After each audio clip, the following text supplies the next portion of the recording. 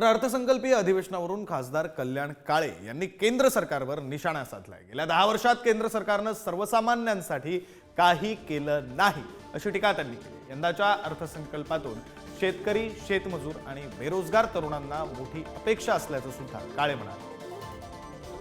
केंद्रीय अर्थमंत्री निर्मला सीतारामन उद्या देशाचा अर्थसंकल्प सादर करणार आहे आणि या अर्थसंकल्पातून जनतेचं किती कल्याण होणार या संदर्भात बोलण्यासाठी काँग्रेसचे खासदार कल्याण काळे आपल्या सोबत आहेत। कल्याणजी, उद्या अर्थसंकल्प सादर होतोय, तुम्हाला वाटतं त्यांच्या अर्थसंकल्पातून जनतेचं कल्याण होईल?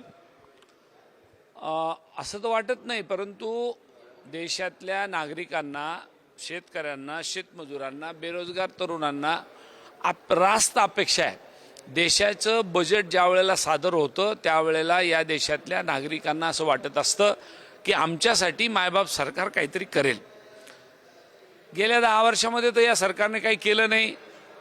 शेतकऱ्यांच्या, शेतमजुरांच्या, सुशिक्षित तरुण बेरोजगारांच्या तोंडाला पानं पुसली, वेगवेगळे इव्हेंट करून आणि वेगवेगळ्या योजनेला नावं देऊन, परंतु दुर्दैवाने त्यात यश त्यांना आलं नाही। हा आपल्याला 2024चा लोकसभेचा निकाल सांगतोय।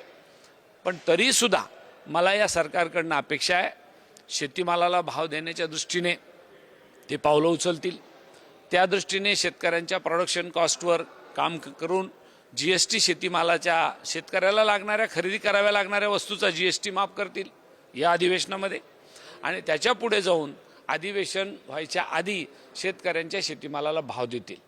दुधाला भाव नाही ते त्याला दुधाला भाव देतील। केंद्र सरकारने आणि राज्य सरकारने मिळून पेट्रोल डिझेलला जर GST मध्ये घेतलं तर टॅक्स कमी होईल असं वाटतं? निश्चितपणे होईल कमी। मागची मागणी आपल्या सगळ्या लोकांची की त्यांनी तो GST का घेतलं जात नाही।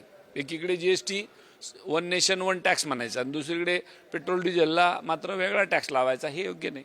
कॅमेरामन अनिल सह शिवाजी काळे, पुढारी न्यूज, दिल्ली।